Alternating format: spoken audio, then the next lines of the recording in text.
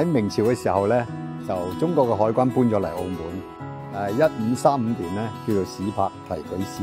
咁1553年啦，就葡國嘅商船咧，亦都嚟咗澳門。澳門呢個漁村咧，就慢慢成為而家今日嘅現代化城市。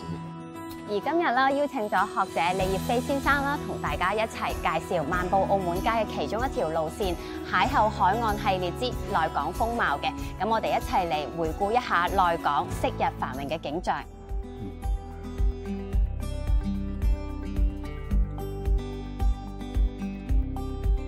呢個內港嘅歷史咧，內容係好豐富嘅，包括呢個地方咧，原來係鴉片貿易嘅場所嘅。咁附近咧有呢個鴉片嘅第一個澳門嘅碼頭。呢個碼頭咧，亦都係東南亞裏面咧運輸鴉片啊喺呢度交易嘅地方。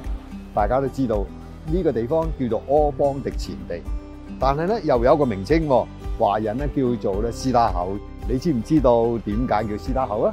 其實咧就係鴉片運到嚟澳門之後咧，商人咧就交咗一個印花啦。咁澳葡政府咧會喺一個鴉片箱入邊咧就黐翻一張印花嘅。咁洋人咧又會將呢啲印花啦叫 stamp 啦。咁 stamp 咁嘅講法之後咧就會變成絲打啦。咁所以呢一帶咧我哋都俗稱係絲打口嘅。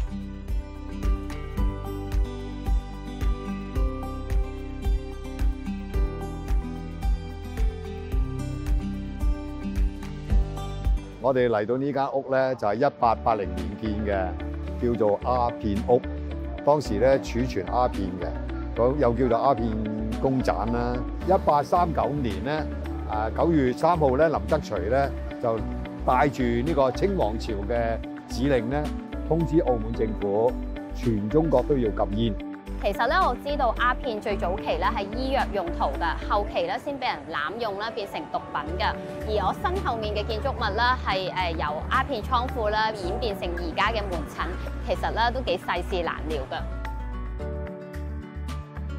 而喺公棧斜對面嘅大風倉碼頭，啱啱落成嘅時候，同當時碼頭相比，規模可以講話係數一數二㗎。何賢先生亦都專門請著名嘅建築師負責設計。大樓採用中式嘅木框門窗，令西式嘅建築物帶有啲中式嘅傳統元素。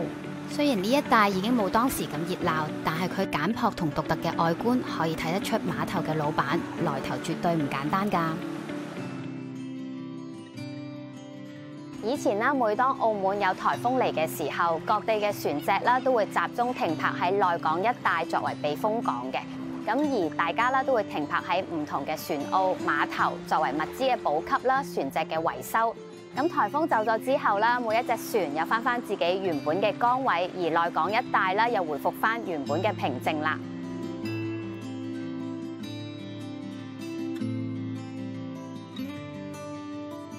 喺1946年嘅時候咧，澳葡政府咧已經宣布咗澳門禁止鴉片嘅。一禁咗鴉片之後，整個經濟咧都產生好大嘅變化。澳葡政府咧就考慮到澳門嘅博彩業咧嘅發展咧，佢所以咧容許咗呢個船隻咧嚟到喺16號碼頭咧作為客運碼頭，咁咧接收好多嘅客人咧從呢個16號碼頭進出。搖身一變咧，16號碼頭就成為咗當時旅客進出入澳門嘅主要嘅入口地啦。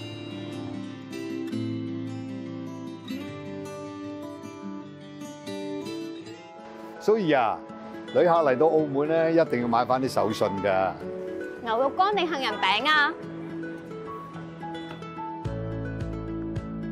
以前嘅旅客嚟澳門買嘅手信咧，多數咧就以澳門最出名嘅鹹魚啦、蝦膏啦、蝦醬啦、蠔油啦等等嘅。呢啲咧雖然好似好老土，都係澳門早期嘅手信，旅客咧亦都好喜歡。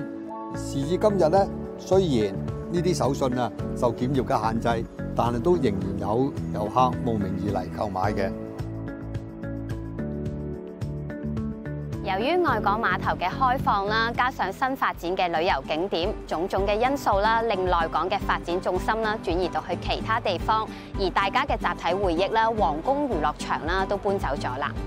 時至今日咧，內港碼頭嘅使用咧越嚟越少啦，佢個輝煌咧亦都開始減弱啦。而旅遊帶嚟嘅所有嘅商品啊，周圍嘅商業啊，亦都開始式微啦。咧好多謝晒李業飛先生啦，為大家介紹咁多有關內港嘅故事，同時咧都歡迎大家親身體驗漫步澳門街嘅呢條路線，邂逅海岸系列之內港風貌。